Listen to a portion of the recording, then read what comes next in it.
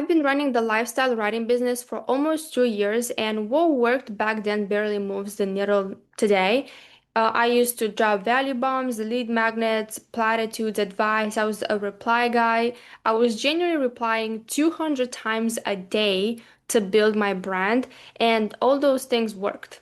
My brand grew fast. I turned profitable. In 2026, those things are not going to fly anymore because it's not genuine. It's not how you truly build something that lasts. And I found out that really quickly after I built it that way.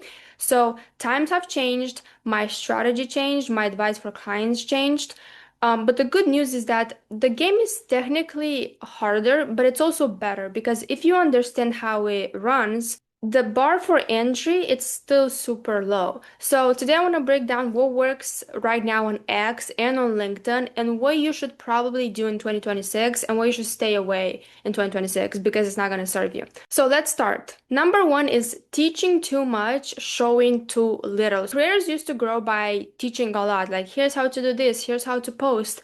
And now everybody's teaching and no one is learning anything. Having valuable information, it is not that valuable, right? People don't want to hear theory. They just want to hear that you took the theory, you implemented, got a result, made your life better, and you are actively showing that online for them, right? So it's less about look how smart I am, look how much stuff I know, and more about here's what info I took, here's how I implemented, here's the result I got. Copy me or buy from me or join this stuff, whatever it is, right? So a good example is my pinned post. It basically shows how I took all the information I talk about, I built or like I used it to build a brand that pays me $100 to $500 a day. And it can be simple angles as here's what my business made yesterday, right? Like, and you just break it down and you show proof. But it shows that you don't just talk the talk because a lot of people on social media talk the talk, but not a lot of people walk the walk, and you can simply tell because they don't show it. Lower follower counts don't matter, but the real value and monetization matter most. So back then, people who saw an account who had 100K followers and a couple likes, they would be like, cool, like this person is successful, that's why I want to learn from them.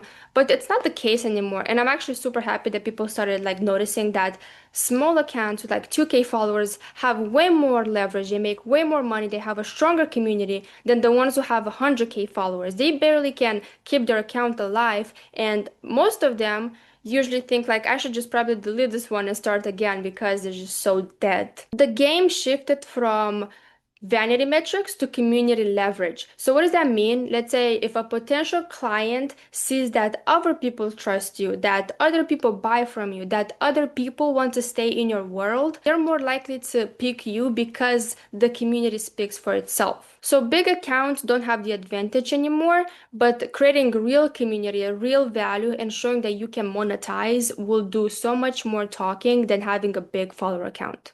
Three is more frequent, but also more real and less polished. So, writing to impress used to be a strategy, used to be my strategy. I used to write pretty words, I used to make it all aesthetic, I used to put it in my ebooks and tell people write aesthetic writing. And yes, it helps, but it's not a brand. That's not how you build a brand. Just because your copy is pretty, but let's say it lacks all the other stuff like moving people, getting emotion, stories. Like if it lacks all the other stuff, you're just kind of writing pretty words and that's it. Now the stuff that wins isn't perfectly phrased. It's simply true, it's useful, it's kind of ugly sometimes, but it's daily. Cool perspective is like who would you rather learn from or like let you guide or like who would you rather buy from? Like someone who's a polished expert who posts once a week and sounds super smart, or someone who shows up every single day, tells the truth even if it hurts, and it's relatable and gets straight to the point. Obviously, number two, and I'm gonna choose number two to buy from because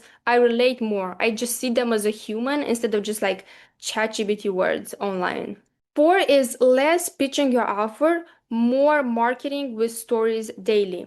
So a couple of years ago, people sold by pitching your offer like, here's what my offer is, here's what's included, here's the price. So that worked when attention was cheap, but now everybody's selling something and it's super hard for them to buy if you're just straight up pitching them, right? So what works now is pre-selling. You don't push your offer, you build belief one story at a time. The problem is that people do a good job at writing stories, but a poor job at connecting it back to their offer. So if you talk about like a small win, but you don't relate it to your offer, to like a tool maybe in your offer, like a strategy that you use, you don't correlate it in any ways, you're just gonna think like, who knows how this person got it? Maybe they got lucky, right? That's why you have to create offer focused content. So connecting the dots for them. Like, I got this win because I used this stuff.